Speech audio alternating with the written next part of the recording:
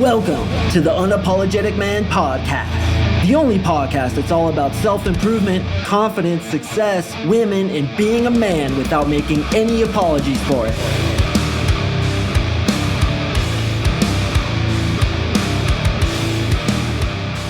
What is up, gentlemen? Thank you for tuning in to another episode of the UMP. I really do appreciate it. And today, we are going to talk about what's called the hero's journey. And this journey, this story, it's all about you, brother. It's all about you. And I want to help you internalize some of these lessons, help you realize why calamity, travails, difficult things happen to you, and how to reframe them inside your head so that when they happen, and they are going to happen, you're able to handle them more effectively. This is a really interesting phenomenon that's told through stories throughout all of human history.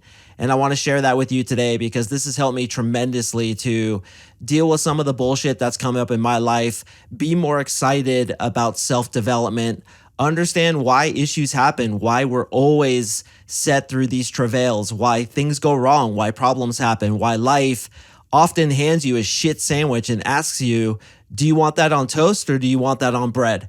And you're like, I don't want this shit. I just want my life to be easy. I just want to go on cruise control for a while. Why do things always go wrong? That's what the fuck I want to know. So I want to share that story with you today. To begin this episode, I want to start it with a fable that comes from Buddhism.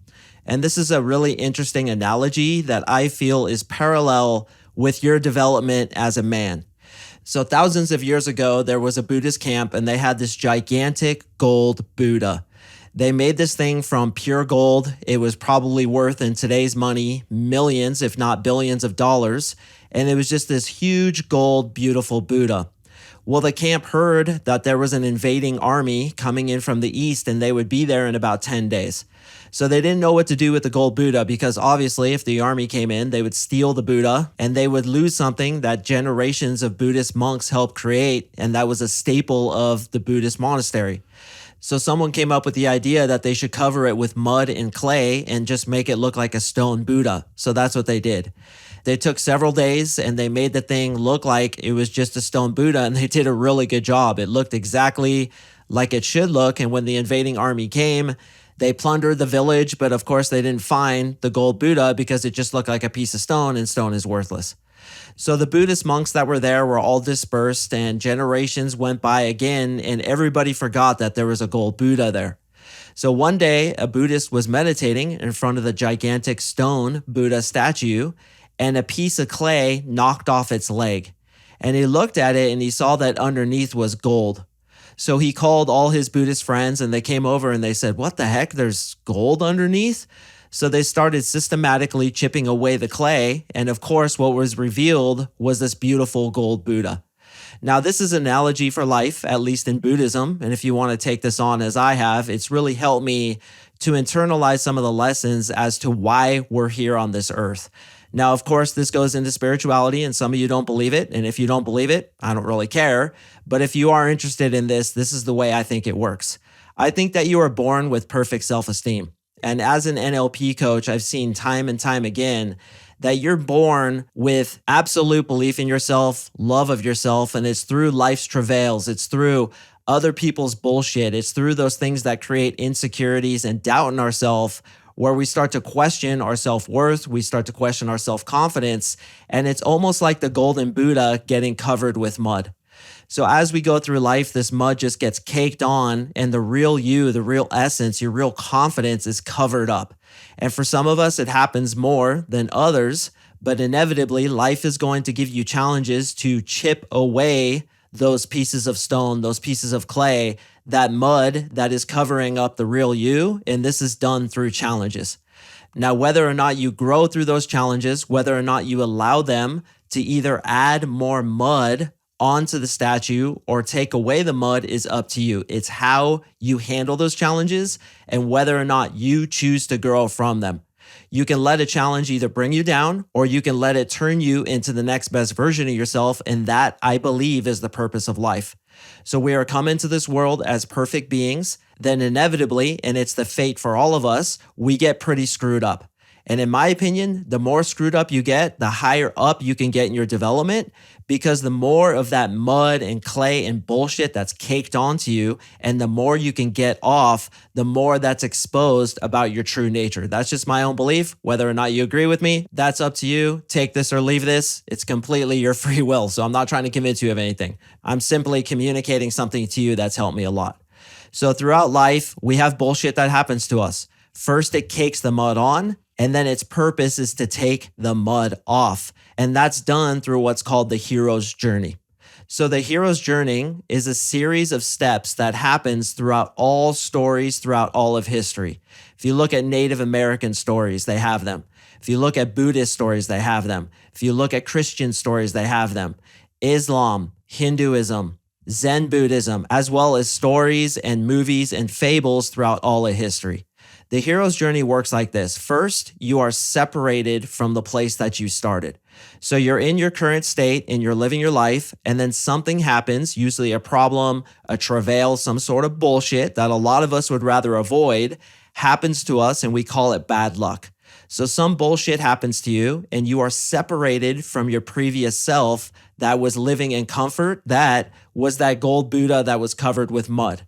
The next step is initiation. Okay, this is your call to adventure, and this is where you learn how to overcome your obstacle.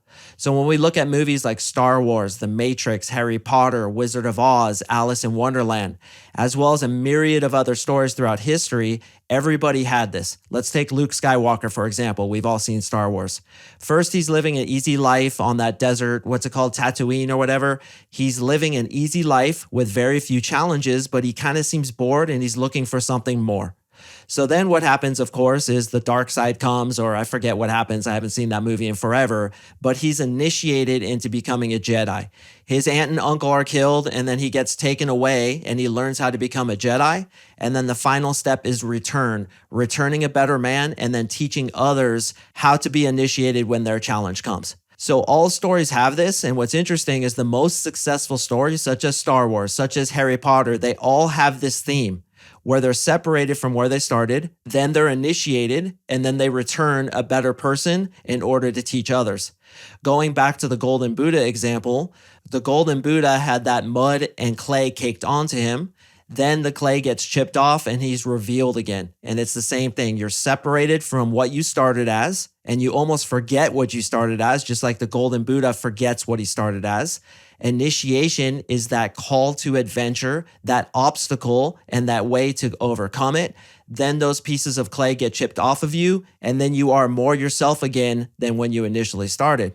So if you look at your own life, brother, this has happened to you time and time again.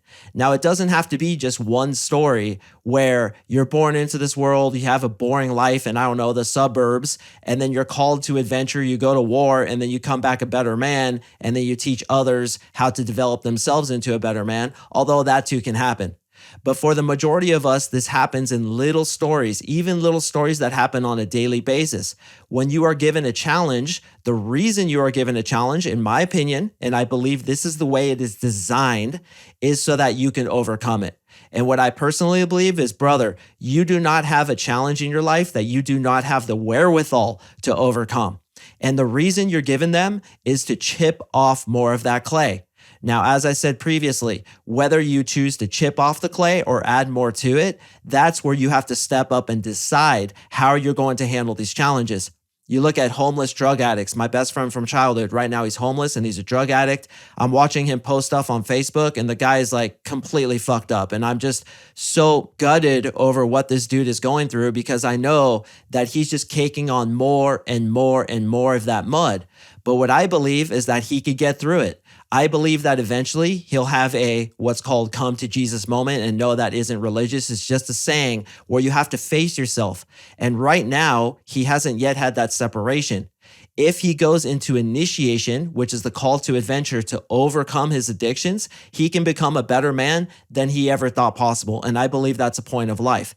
But for most of us, we don't have that kind of gigantic adventure. Most of us, it's just a daily thing that happens to us. Even spilling Cheerios on the floor and getting super annoyed. Are you going to let that drag you down? Are you going to let it put you in a bad mood? Or are you going to overcome it, look at the positive of what comes from it, and look at it as, hey, I get to stretch my back and go clean up these Cheerios, or next time I need to realize that I need to close the package better, and let it better yourself. Now, of course, that's a very simple example, but since I'm the one talking here and the only reference I can make is from my own life, when I lived in Japan and I had those panic attacks, that was an exact replica of this separation, initiation, return analogy that I'm speaking about. Separation, I left the United States to go to Japan.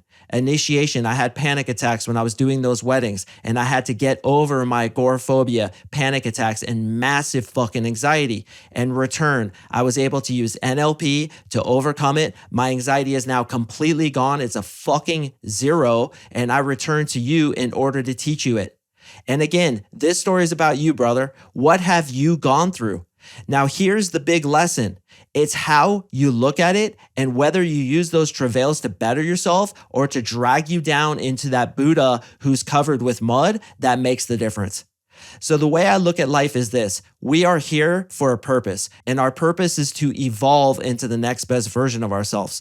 Again, whether or not you agree with me, that's up to you. But if you look at the evidence, it just calls to that over and over again. What's the evidence? Shit goes wrong, and none of us can disagree with that. Shit goes wrong all the time, and you will never get to a place where it doesn't go wrong. So why does that happen? There has to be a purpose to it. Or maybe you're an atheist and you don't believe it, but for the majority of us, 92% of people do believe there's a higher purpose. They do believe in a creator. They do believe that this is not just random chaos where we're getting shit on by circumstance, but instead it has a purpose. So if shit continues to go wrong, what would be the purpose of that? Let's see. When shit goes wrong, I've bettered myself. In fact, boys, that thing in Japan where I had those panic attacks and agoraphobia, that was the best fucking thing that ever happened to me because it allowed me to become that dude who I return to as your coach to be able to teach you this stuff. Being horrible with women and guys, I was the worst of the worst. I couldn't even look at a woman, let alone go approach her when I was in my 20s. And now for all intents and purposes, I'm a girl magnet and I had to go through that bullshit in order to grow into the coach that I am for you today. So again, let's go back to you. What have you been through? How have you been looking at it? Have you looked at it as a hero's journey where you were separated, initiated, and then returned? Or have you let that drag you down? And you can go back in time in your mind and reframe exactly what happened to you and say, you know what? There was actually a lot of good shit that came out of that. I actually grew quite a bit. I didn't really realize that. Maybe it was that golden Buddha who had that clay chipped off of him rather than the clay put back on. And it's your decision with every single thing that has happened to you and every single thing that is going to happen to you. How am I going to grow from this? And while the initiation is happening, if you're asking yourself that question, how can I better myself through this? How can I grow through this?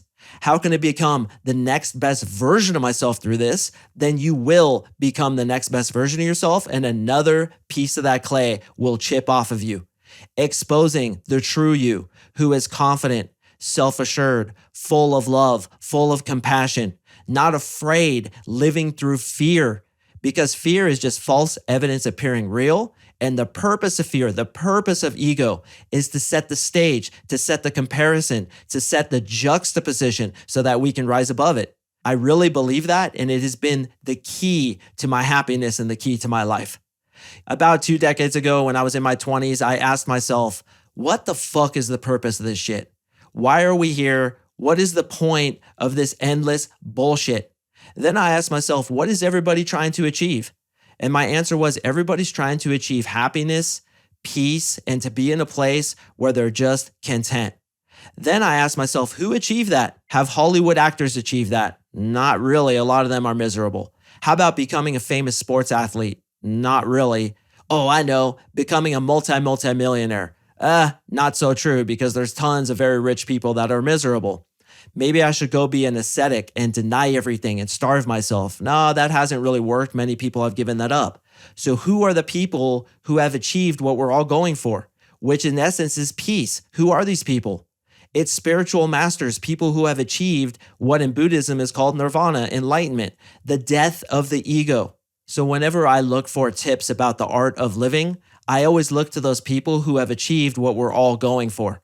Now, you may say to yourself, well, I'm not going for that. I'm not going for enlightenment, nirvana, peace. I just want fucking bitches. I want Ferraris. I want a mansion. Well, we have this thing in NLP called core transformation. And core transformation is the desire behind the desire behind the desire. So if you look at why you want all those bitches or why you want that BMW or that yacht or that mansion, if you look at the core desire behind it, such as the BMW, why do you want a BMW? Because I want to feel, rich. I want to feel like I'm really successful. Why do you want to feel successful? Because that makes me feel like I have power and I have freedom. Why do you want freedom? Because I just want to be at ease and just enjoy my life and do what I want, where I want, with who I want. Why do you want to be at ease? What exactly is it that makes you want to be at ease? Well, I want peace. So if you look at the desire behind the desire, it always goes back to 4 fundamental things that we as humans are all destined to desire: peace, love, joy, and truth. So all your desires, brother, I don't care if it's getting tons of girls and getting as much monkey butt sex as you possibly can. The desire behind the desire is always peace, love, joy, or truth. Who has accomplished that? Spiritual beings, spiritual masters, those who all consistently say that, first of all, there's a purpose to this life. Second of all, those travails that are given to you, those things that are called problems in your life, have a purpose, and the purpose is to overcome them. In Buddhism, there's another beautiful analogy that I love. It's the lotus flower, which is a symbol of enlightenment. Where does the lotus flower grow out of? That's right, it grows out of mud. Pure mud, pure disgustingness, which we call dirty and filthy, has its purpose. It allows that lotus flower to ascend out of it and open, this beautiful purple flower coming up out of what looks like shit. And that's an analogy for life. So brother, you are the adventurer. You are the hero on this journey. But it's how you frame it in your mind that matters most. So the next time some bullshit happens, instead of saying, woe's me, my life fucking sucks, I can't do this, oh, this fucking sucks, I hate life so much, say to yourself, this has a purpose, and I am going to knock off another gigantic chip of that clay in order to reveal that best part of me that I was born as before society, my parents, teachers, whoever came and screwed me up. And when it comes to your parents screwing you up, when it comes to that kid in middle school that said something mean to you and made you have a low self-esteem, when it comes to all the shit you've been through, that too had a purpose, and that too is beautiful. It's there for a reason. You cannot realize that you are great unless you fall into the illusion of not being great. You cannot realize love until you've experienced fear. And by the way, the opposite of love is not hate, it's fear. And we are given fear, which is in the form of ego, in order to ascend past it. The hero's journey, separation, initiation, and return. And we go through it over and over and over again until, in my personal belief, we wake up to what we really are, which is enlightenment, divine knowing, God realization, nirvana, whatever words you want to use for it. That's what we all want deep within, and that's what we're all driven to. The steps up the ladder are all the bullshit that happens to you on a day-to-day basis. So have you ameliorated yourself? Have you made yourself better because of these travails? Or have you let them drag you down? Well, as I said previously, you can go back and relook at them, reframe them, and rebuild yourself from them because they all had that purpose. And I'll tell you something else. Until you ascend past it, it's going to happen to you over and over and over again. It's like attracting a girl who it's like the same girl time and time again in a different body. How many of us have been through that? That's because the universe, source energy, whatever you want to say, it's trying to tell you something, bro. You have an issue. So instead of blaming her, blaming those 3 girls that all cheated on you, look at the common denominator. It's always about you. So take the lesson, ascend past it, grow past it, face the challenges with the fucking warrior's heart, a hero's heart, and say, I have the wherewithal to get past this. And once I do, I'm going to grow into the next best version of myself. And that is the purpose of life, at least in my opinion. Gentlemen, I hope you got something from this episode. I know I certainly did. As you know, these are my favorite to record. I absolutely love talking about this stuff. And it's weird because when I sit down, I really have no plan. I just go. In fact, it's funny because the more I think about it, before I record it, the worse the episode is.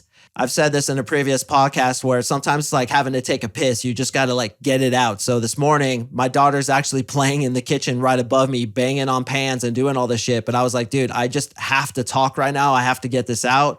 So I put earplugs in and I sat down and I recorded this. And I truly believe it's spirit talking through me. I'm just a conduit that just goes. And that's the way it feels sometimes when I do these kinds of podcasts. So again, I hope you enjoyed it. I hope you got something from it. You're the golden Buddha, brother. You are a powerful being who is having a human experience. And the whole point of problems and travails and bad luck is to wake you up to that, to wake you up to what you really are so you can attain what we are all seeking, and that is peace. I drop podcasts on Mondays and Thursdays. This coming Monday, we're getting back to what I typically talk about, which is how to get girls ridiculously attracted to you. So make sure to stay tuned for that one, and I will see you in the next episode.